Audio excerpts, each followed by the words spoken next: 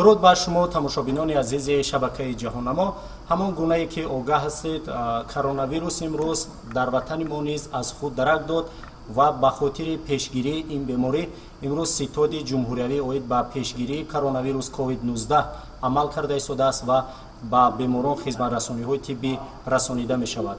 ва имрӯз мо дар мавриди чӣ гуна будани ин вирус бо роҳбари Институти ҷаҳонии саломатӣ ва омӯзиш Ораш Алоӣ ки дар шаҳри Нью-Йорки Иёлоти Муттаҳидаи Амрико қарор дорад суҳбат хоҳем кард.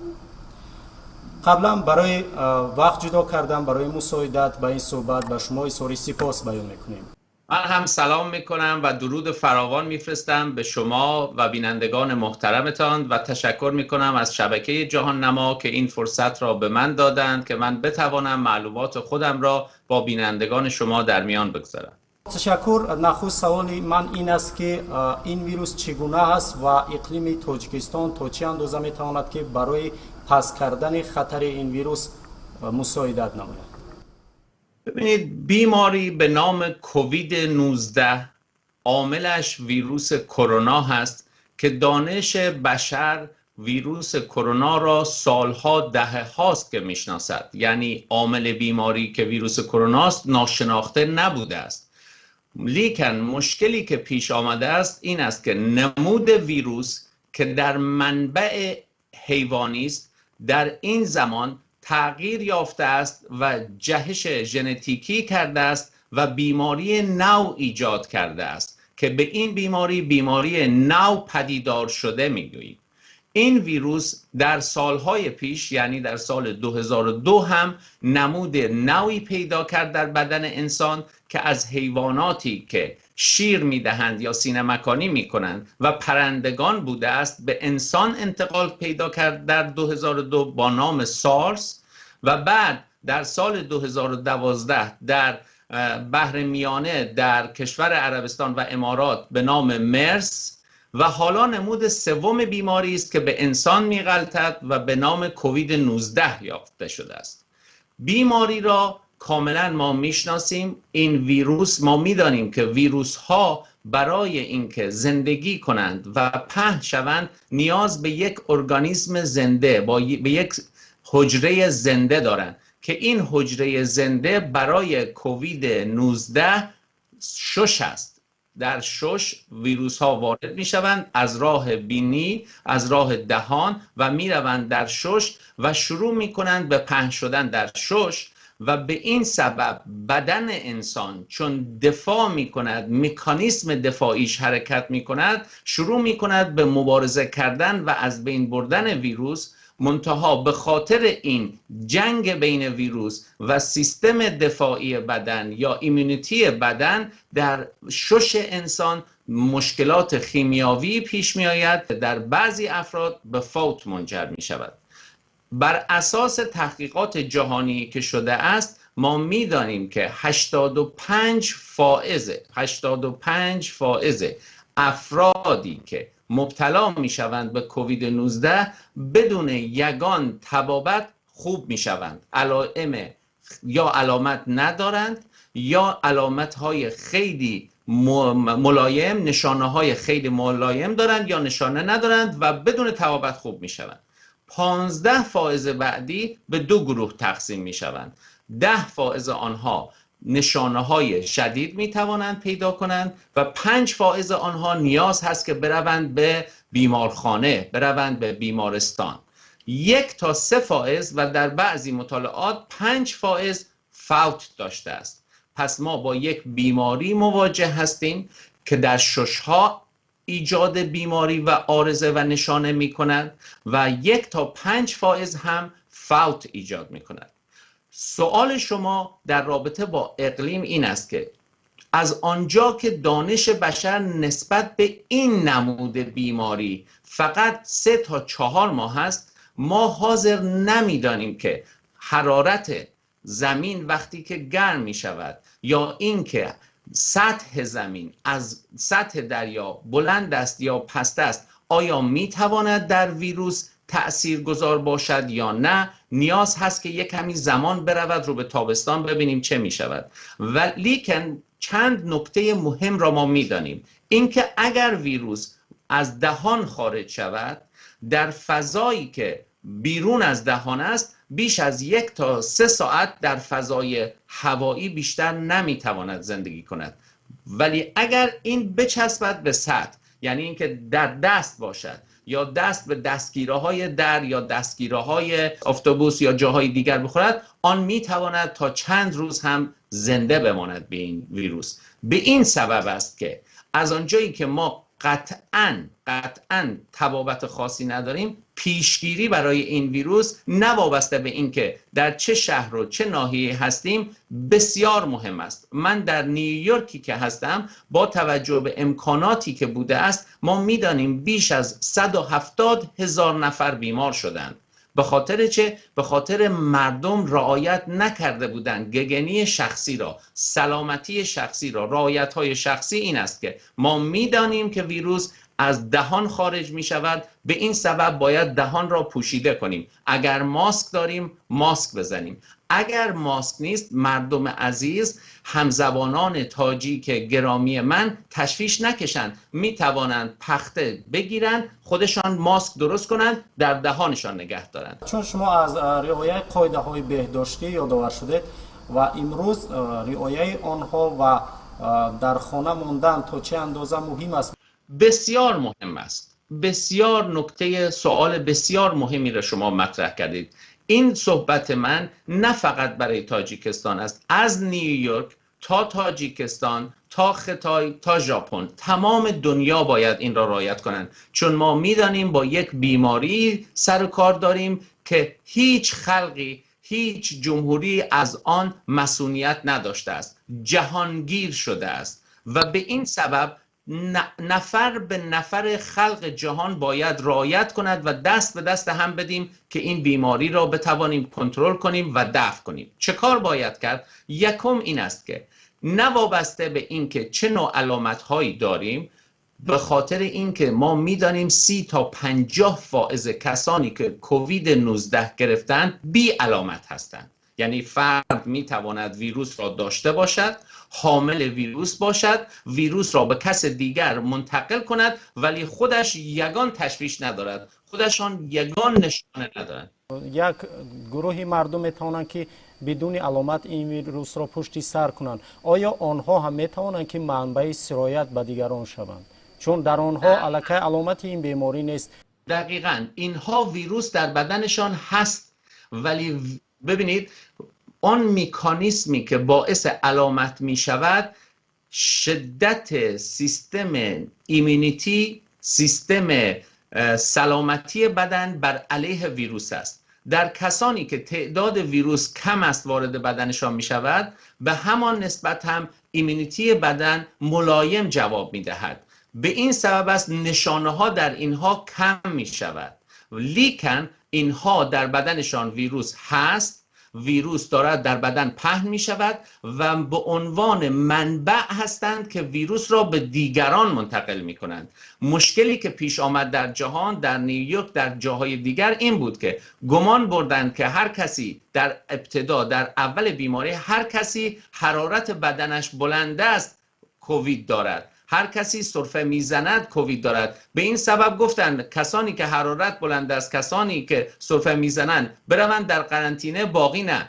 بعد که عمیق کردن دیدن در نیویورک، در جای دیگه پهن شده بیماری. گفتن سببش چه بود؟ ما که همه کسانی که حرارت بلند بود یا همه کسانی که سرفه زده بودن قرنطینه کردیم. متوجه شدن که 30 تا 50% افراد بدون یگان علامت هستند، لیکن ویروس در بدنشان هست و ویروس را به دیگران انتقال می دهند. این نکته بسیار مهم است برای شهروندان محترم همزبان تاجیک، نه وابسته به این که علامت دارید یا علامت ندارید، نشانه سرفه دارید یا حرارت بدنتان بلند است یا نه، همگی باید رعایت مسائل اولیه بهداشتی را بکنید. یکم جلوی دهان ها گرفته بشود. حالا اگر ماسک است، اگر نیست همانطوری که گفتم چند لایه پخته را میتونیم بزنیم.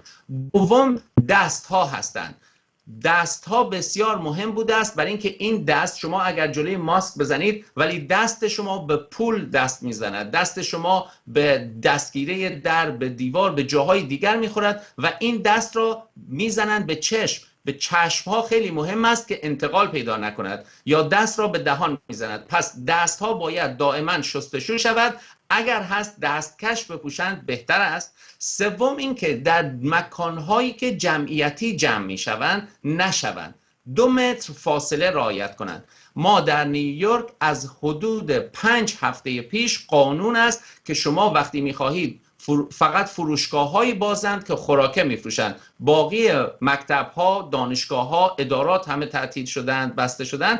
2 متر در فروشگاهی که خوراکه میخورید باید فاصله را رعایت کنید. پس دوستان عزیز نگاه کنند وقتی که سوار مشروطه میشوند، سوار تاکسی میشوند، باید رعایت کنند این مسائل. در قسمت منهتن نیویورک بیشترین جایی که ویروس انتقال یافته بود در اتوبوس ها بود و در مترو بود، در قطارهای زیرزمینی، به خاطر اینکه نزدیک بودن مردم.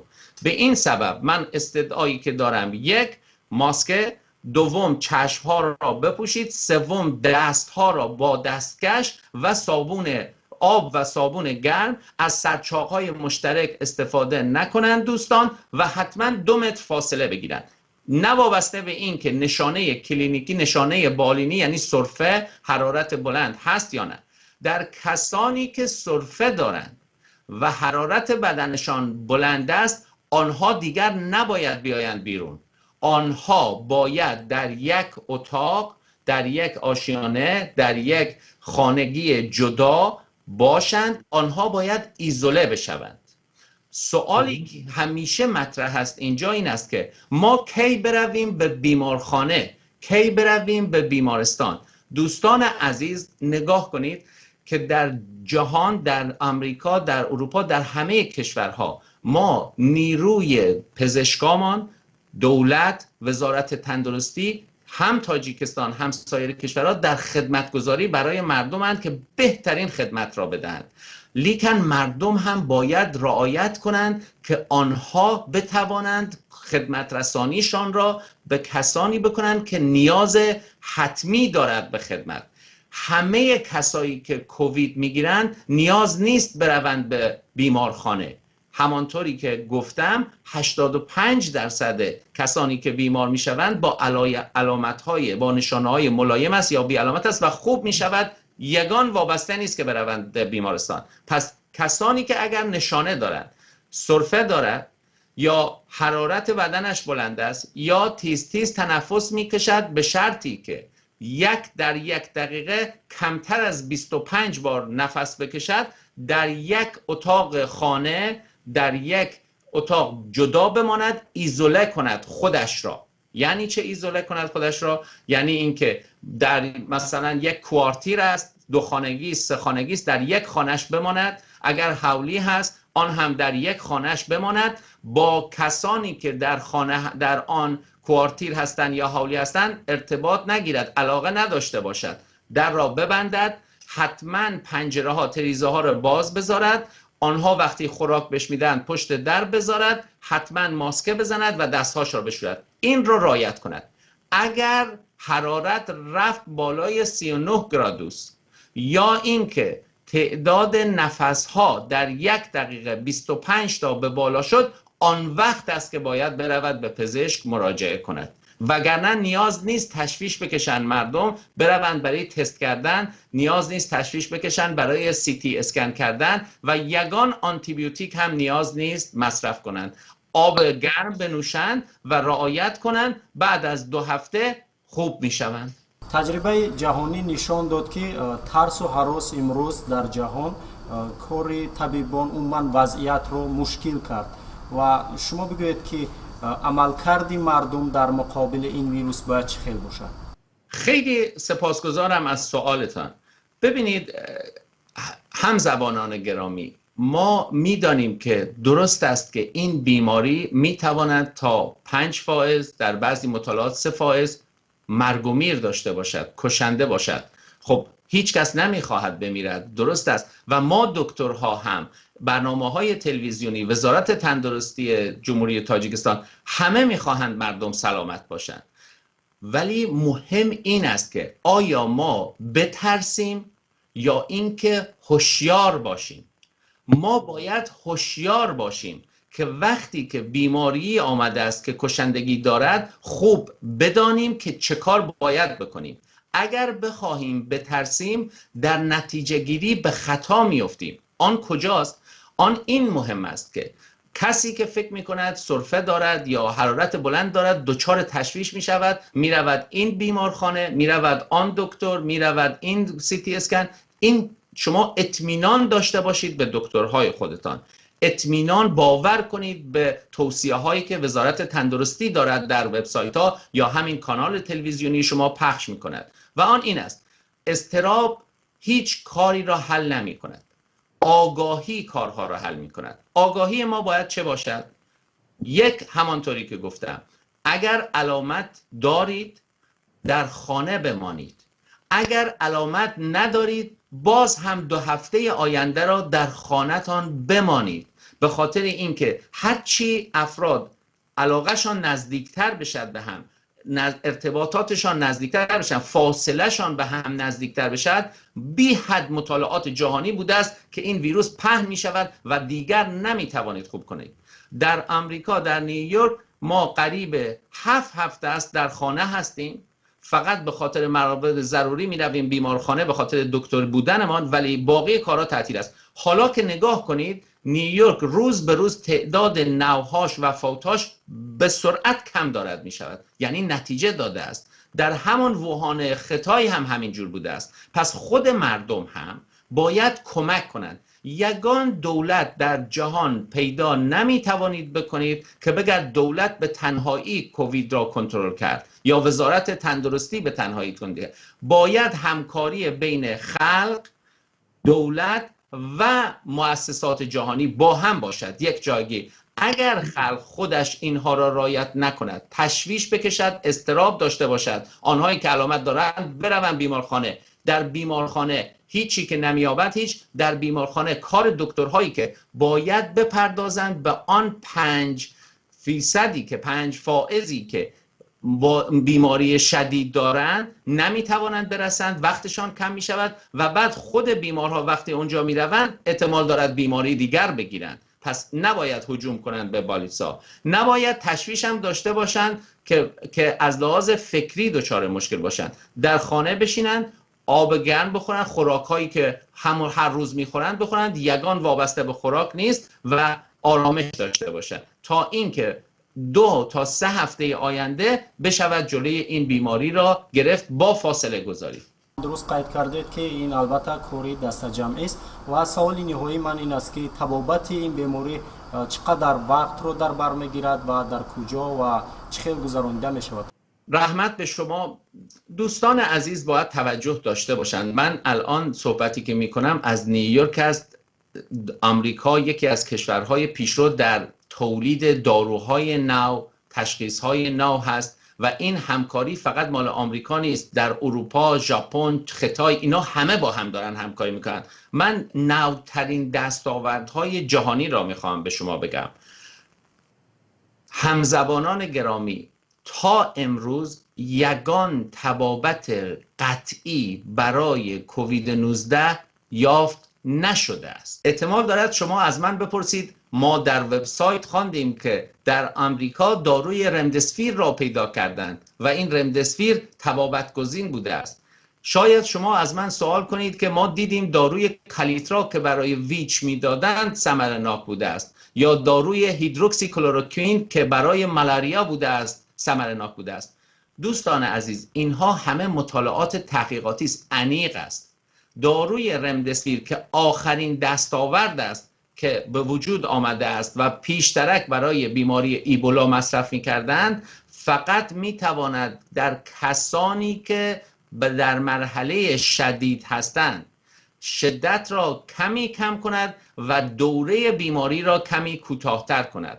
پس داروی رمدسویر نه داروی پیشگیری کننده است و نه نیاز هست و ثمرناک است برای همه کسانی که کووید میگیرند. 90% کسانی که کووید دارند یگان دارو نمیخواهند، نه داروی هیدروکسی کلروکوئین که برای مالاریا میدیم، نه دارویی که برای ویچ که کالیترا هست میدهیم و نه داروی نوعی که رمدسویر هست که پیشترک برای ایبولا تشخیص شده بود. پس تشویشی که من میگم نداشته باشید این است: 90% بدون یگان طبابت همه خوب میشوند. آن 10% که میروند به بالیسه مراجعه میکنند 5%ش خدمات پیشرفته میخواهد و فوت اونها به خاطر ریاکسیون، یعنی واکنش، یعنی مبارزه سیستم دفاعی بدن است بر ویروس و آنها داروهای ضد ویروس برشان تأثیر دیگر ثمرناک نیست. آنها ما سعی میکنیم که ششهاش را نگه داریم که بتواند از اون مرحله بگذرد که متاسفانه در آنها فوت زیاد است.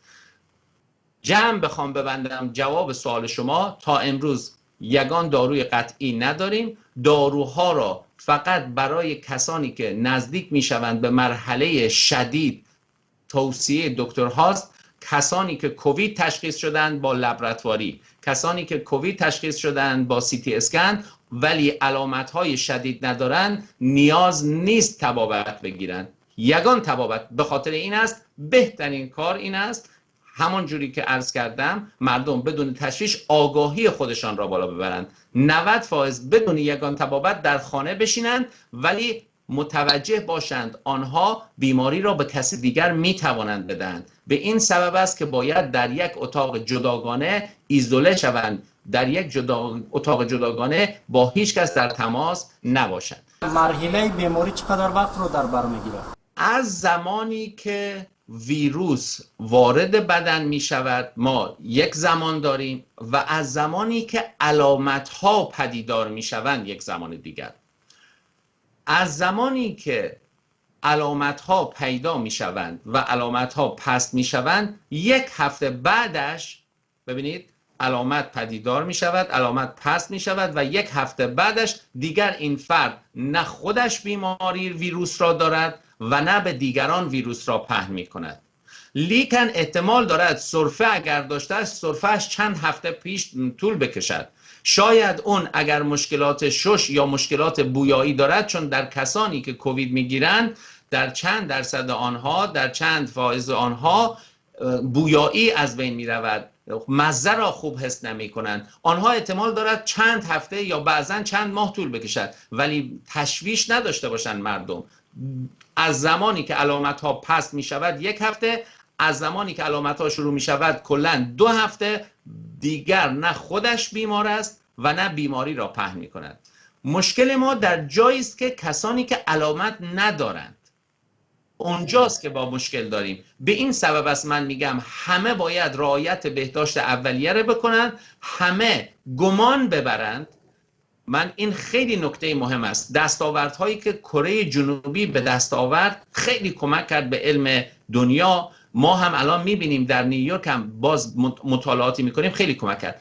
مهم نیست که شما علامت دارید یا ندارید، مهم این است که 2 تا 3 هفته آینده که شروع رشد گسترش و پنجشوی کووید است در تاجیکستان، چه علامت باشد چه نباشد 2 تا 3 هفته رعایت کند مسائل بهداشتی را، جدا کند خودش را و تماس کم بکند. ولی همانطوری که گفتم 2 هفته بعد از علامت یگان تا مشکل برای خودش ندارد و بیماری را به کسی دیگر پهن نمی کند.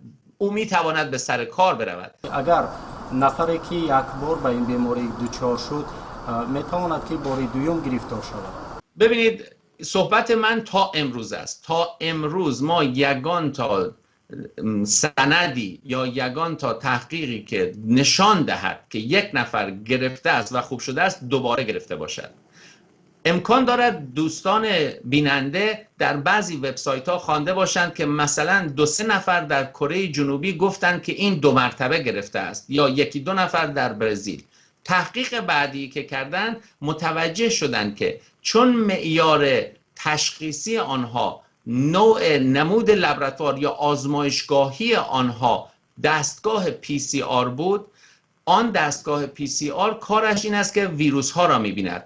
وقتی که مطالعه کردن دیدن آن ویروس هایی که نیمه جان بودند یا مرده بودند را به خطاگی تشخیص داده بوده است. به این سبب است که آن مطالعه ها همشان قابل قبول نبود. تا امروز یگان سندی که نشان بدهد که فردی که گرفته است و خوب شده است 2 مرتبه بیمار شده است. به این خاطر تشویشی نیست. فقط مهم این است که ما بدانیم کی به کار برویم، چون میدانیم که هیچ کشوری در دنیا نمیتواند که تمام مردم را در خانه بذارد، بگد فابریکا، کارخانه ها بسته بشد، دولت بسته بشد. نمیشود، برای اینکه مردم نیاز به فعالیت دارند، نیاز به کار روزانه دارند که زندگی کنند، معاش بیابند، مبلغ بیابند. حتی ما در آمریکا هم همین بحث است. به این سبب این 2-3 هفته آینده رعایت کردن مسائل بهداشتی مهم است و آنهایی که علامت داشتند 1 هفته بعد از اینکه علامت ها تمام شد می توانند به سر کار بروند بدون یگان تشویش.